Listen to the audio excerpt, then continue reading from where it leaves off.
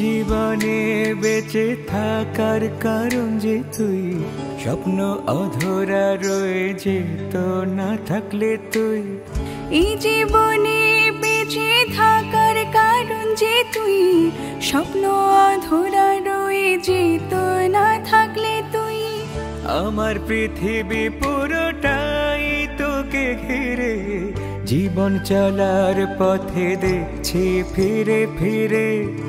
আমার পৃথিবী পুরোটাই তোকে ঘিরে, যাপন পরিক্রমায় দেখছি ফিরে ফিরে।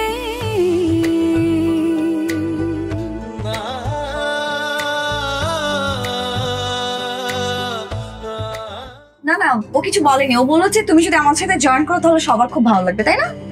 হ্যাঁ আসো, আমার কাজ আছে।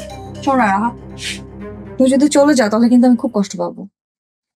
তুমি থাকলে আমার খুব ভালো লাগবে, আর কেকটাও কাটবো তোমার সাথে। আসো, জয়েন করো। আয় না। আপনার কথা ঠিক আছে ম্যাডাম, কিন্তু আমি সম্পূর্ণ দায়িত্ব নিয়ে বলছি, মালা অপরাধটা করেনি। মালা ষড়যন্ত্রের শিকার। কি বলছো তুমি? কলেজে পড়তে এসে কার এই দায় যে মালার সাথে ষড়যন্ত্র করবে? ম্যাডাম, আমি যদি আপনাকে আসল অপরাধীর নামটা বলি আপনি খুব অবাক হবেন। বলো শুনি। আসল অপরাধী হচ্ছে আমজাদ খানের মেয়ে রাহা। কি বলো তুমি? রাহার উপস্থিতিতেই তো মালার দোষ প্রমাণিত হলো। সেদিনের ঘটনাটা মিথ্যে ছিল ম্যাডাম। কলেজের দারোয়ান খালেক ও রাহার ভয়ে আপনার সামনে মিথ্যা সাক্ষী দিয়েছিল। কারণ কারণ রাহা ওর বাবার ক্ষমতা খাটিয়ে খালেকের চাকরি খাওয়ার ভয় দেখিয়েছিল। আর খালেক গরিব মানুষ, ও ভয় পেয়ে গেছে যে পরিবার নিয়ে পথে বসে যেতে হবে, এই জন্য মিথ্যা সাক্ষী দিয়েছিল আপনার সামনে। তুমি যা যা বলছো এটা যে সত্যি সেটার কোনো প্রমাণ আছে তোমার কাছে? জি ম্যাডাম, আমি প্রমাণ নিয়ে এসেছি। আমি আপনাকে একটা ভিডিও দেখাই, দেখলে আপনি নিজে বুঝতে পারবেন।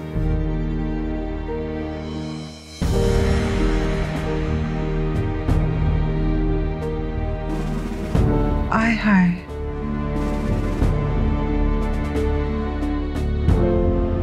আমি এখন বুঝতে পারছি যে দারোয়ান বাথরুমের দরজা বাইরে থেকে আটকে দিয়েছিল এবং সেজন্যই মালা পরীক্ষা দিতে যেতে পারেনি। তুমি এই ভিডিও ক্লিপিংটা আমাকে একটু পাঠিয়ে দাও প্লিজ। শিওর ম্যাডাম, আমি এখনই পাঠাচ্ছি। জি, আপনার নাম্বারে পাঠিয়ে দিচ্ছি। আচ্ছা দেখো তো, কত বড় অন্যায় করে ফেলছিলাম। তুমি যদি সময় মতো প্রমাণটা না আনতে কত বড় ভুল হয়ে যেত।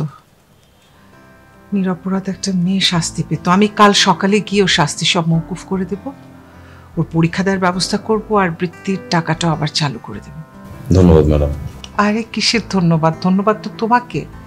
তুমি আমজাদ খানের লোক হয়েও তুমি ন্যায়ের পক্ষে দাঁড়িয়েছো।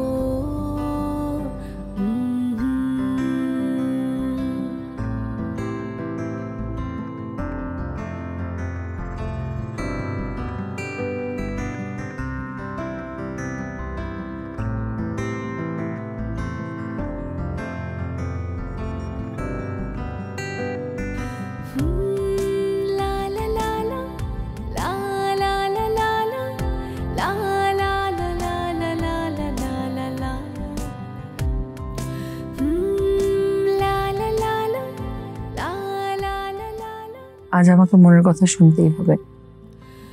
সিয়ামকে আজ আমি ভালোবাসার কথা জানাবই। ও আমাকে এতটা ভালোবাসলে আমি কেন সাহস করে একটু এগোতে পারবো না? আমাকে সাহস করে ওকে সব বলতে হবে।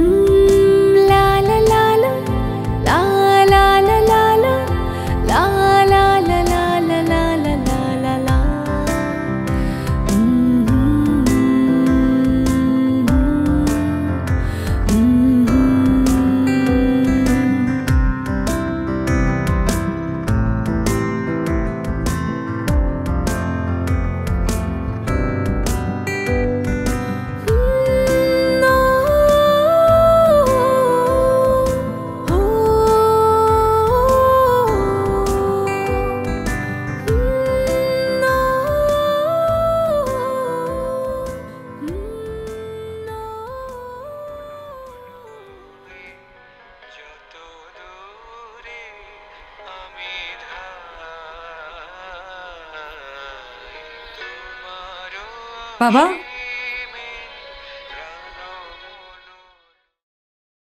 মারে বিক্রি করতে পারছিস? ওই ওই যে চাবি আছে ওখানে আলমারিতে রেখে আয় যা।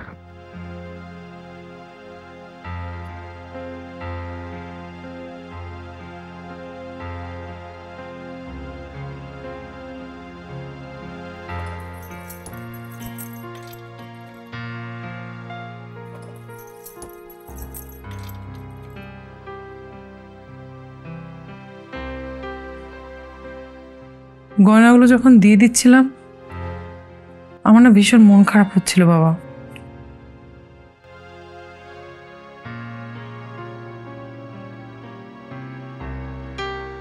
মন খারাপ করিস না মা। আসলে স্বর্ণের জিনিস তো মানুষের বিপদে আপদেই কাজে লাগে। টাকা পয়সা হলে তুই নিজেই কিনতে পারবি, আর এই চাকরিটা হয়ে গেলে তোর জীবনে একটা নিরাপত্তা হয়ে যায়। হ্যাঁ, সেটা ভেবেই তো করলাম, দেখা যাক কপালে কি আছে।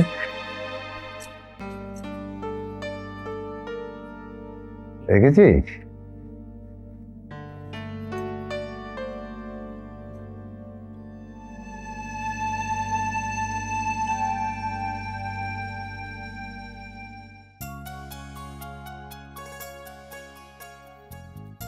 কিরে মা, তোকে এত খুশি খুশি মনে হচ্ছে কেন? তোমার চোখে কিচ্ছু এড়ায় না, তাই না বাবা? কেন এড়াবে কেন? আমি তো ছেলে না, আর তুই তো আমার মা। ও ছেলের চোখে মায়ের সবকিছুই তো ধরা পড়ে, তাই না? বল কি হয়েছে? হ্যাঁ বলছি, আমি আজকে থেকে সিদ্ধান্ত নিয়েছি সাহস করে মনের সব কথা শুনিয়ে দেব। বাহ, এই তো আমার মেয়ের মতো কথা। একদম ঠিক বলেছেন। কামরুল ভাই, আপনি এ সময় ফুপু তো বোধহয় বাইরের দিকে গেছে। অসুবিধা নেই, আমি আসলে একটা খবর দিতে আসছিলাম আর কি। কি খবর? না, ওই শিউলির ভাইবা ডেটটা একটু পিছিয়ে গেছে আর কি। এটা কি বলছেন? পিছিয়ে গেছে মানে কত পিছিয়ে গেছে? কবে হবে সেটা এখনো সঠিকভাবে বলা যাচ্ছে না। 1 মাসও হতে পারে, আবার 3 মাস পরে, মানে 6 মাসও দেরি হতে পারে।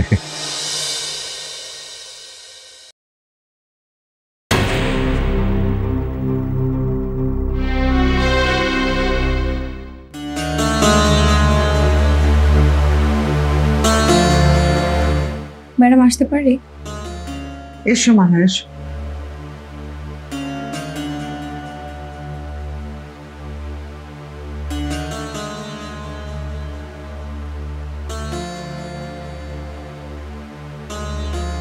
মালা, তোমার অভিযোগের বিষয়টা খতিয়ে দেখা হচ্ছে এবং এটা সত্যতা প্রমাণিত হচ্ছে।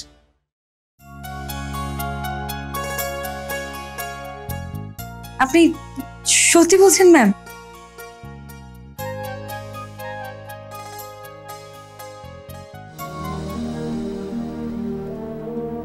যখনই ভাবলাম চাকরিটা হইলে একটা বন্দোবস্ত হইব, তখনই বিপদ। তোর কপালটা আসলেই পোড়া রে শিউলি।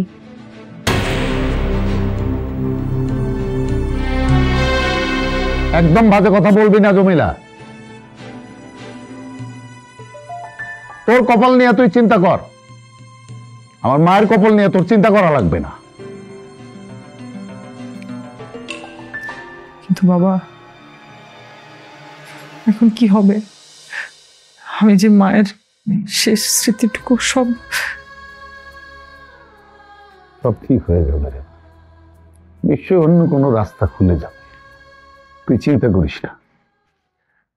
শিউলি, আমি বলি কি, তুমি যেহেতু টিউশনই করছোই, মানে স্কুলেও কাজ করতে পারো। আমি একটা খবর তোমাকে দিতে পারি, মানে আমার জানা মতে একটা গানের শিক্ষক দরকার আর কি। ধরো যতদিন পর্যন্ত তোমার ভাইবার ডেট না আসলো, ততদিন পর্যন্ত তুমি করতে পারো।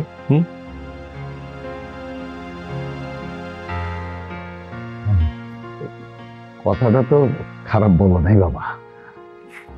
কি রে মা, কি ভালো না? কথাটা ভালো বলে নাই?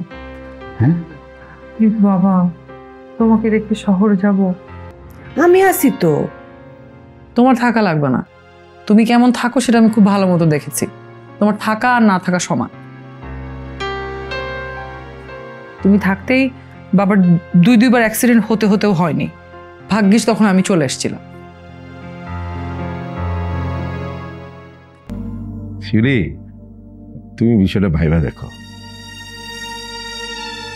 মানে ধরো যে তুমি যদি সিদ্ধান্ত নাও তাহলে সিভিটা রেডি করো, আমি তোমাকে নিয়ে যাব। চাচা তাহলে আসি? হ্যাঁ আচ্ছা শিউলি আসি। সাব সাব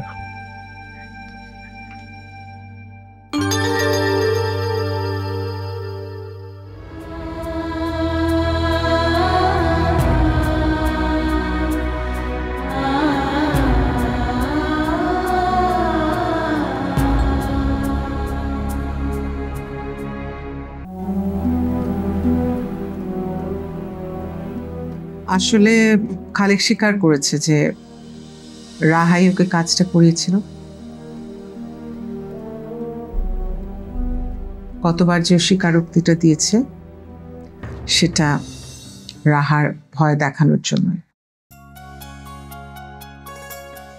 রাকিবও এটার সাথে একমত। এখন আর পরীক্ষা দিতে তোমার কোনো বাধা নেই। তুমি যদি প্রিপেয়ার থাকো আজকেই পরীক্ষাটা দিতে পারো।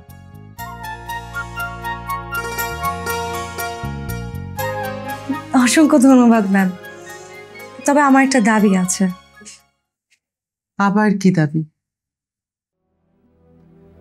ম্যাম, আসলে আমার সাথে যে অপরাধটা করেছে, যে মূল হোতা, সে পার পেয়ে যাবে। আর খালেক ভাই তো কিছু করেনি।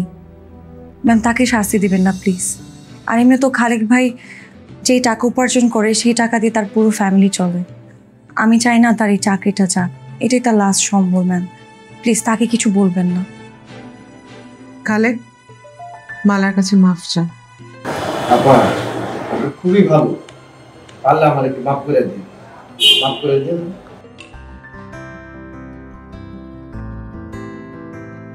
মালা, তুমি এখন যাও, পরীক্ষার প্রিপারেশন নাও। আরেকটা গুড নিউজ আছে। জি ম্যাম। তোমার বৃত্তিটাও আমি আবার চালু করে দিচ্ছি। Thank you ma'am, thank you so much.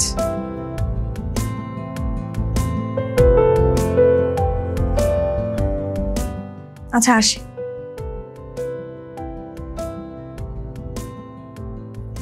Ma'am, আমার একটা রিকোয়েস্ট ছিল আপনার কাছে।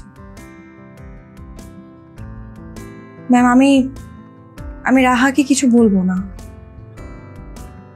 ও আমার সাথে যে অপরাধ করেছে, আমি চাই আপনি এটার শাস্তি নিজে দেন।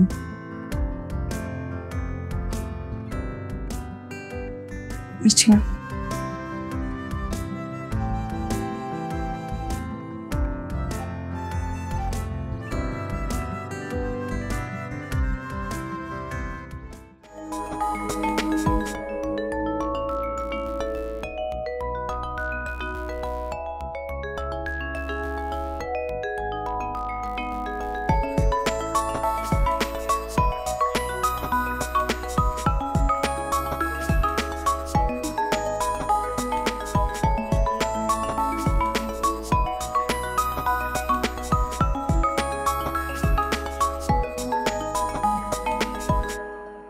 বাড়িঘর ছেড়ে জঙ্গলের মধ্যে কি? তবে হ্যাঁ, তোমার ক্লায়েন্টের সাথে কথা বলা আমি ইমপ্রেস হয়েছি। ভালো করতেছিস। জঙ্গল হলেই কি আর ঘর বাড়ি হলেই কি? হ্যাঁ কি বুঝতেছে? হ্যাঁ আমগো কাজ হচ্ছে ক্লায়েন্টে খালি ভুজুং ভাজুং দিয়ে টাকা হাতানো, এটা যেই জায়গায় দিয়েই করি, কোনো অসুবিধা নেই। জঙ্গল হলে কি ঘরে হইলে কি, হ্যাঁ হয়েছে না, আমি তো দিচ্ছি তো। আপডেট বলো। আপডেট খুবই ভালো, একজন বিকেলের মধ্যে টাকা পাঠাইতে চাইছে। হ্যাঁ লোকে কথা কয়ে বুঝছি ভাই, একটা গাছ বলদ, মানে এরকম সুপার লেভেলের বলদ পৃথিবীতে আর হয় না, এডে ছাড়া। মধু, তোকে একটা সাপ সাপ কথা বলে দেই, ক্লায়েন্টকে কখনো বলদ বলবি না, ঠিক আছে? তাদের এই বলদামি আছে বলেই কিন্তু তুই আর আমি তাদের থেকে এতগুলো টাকা ইনকাম করতে পারতেছি, বুঝতে পারছিস? অতএব তাদেরকে বলদ বলবি না, তাদের বলবি এটা আমাদের আশীর্বাদ, ঠিক আছে? এইটা অবশ্য ঠিক করেছেন, এই কথাটা আপনার ভালো লাগছে ভাই। হ্যাঁ, একটা কথা মনে রাখবি, তোর এই বড় ভাই কামরুল সবসময় কি বলে, ঠিক কথা বলে, কখনো বেঠিক কথা বলে না। আচ্ছা ভাই, ওই দিকের খবর কি? ওই শিউলির হাতে যেদিন মার খেয়ে, এই কারেকশন, শিউলি আপা বল। ওই শিউলি আপার হাতে ওই দিন মার খাওয়ার পর আমার মনের ভিতরে একটা চরম জেদ চাপছে। কিসের জিদ চাপছে? হ্যাঁ, যখন আমারে মারছে তখনই আমার ভিতরে এই জেদটা কাজ করছে যে আমি যে করে হোক আজকে তোমার হাতে মার খাইতেছি, তোমার বিয়ে আমি খাবো।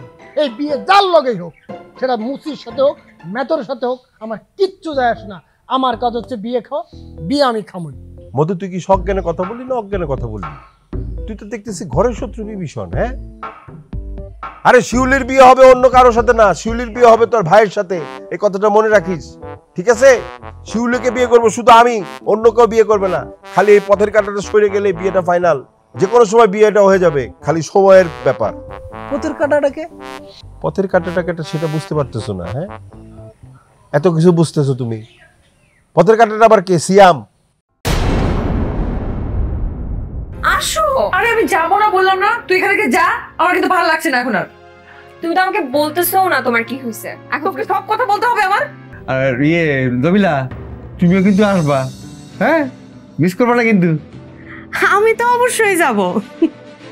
ভাই, আপনি যদি অনুমতি দেন তাহলে আমি একটু বিদায় নিতে চাই।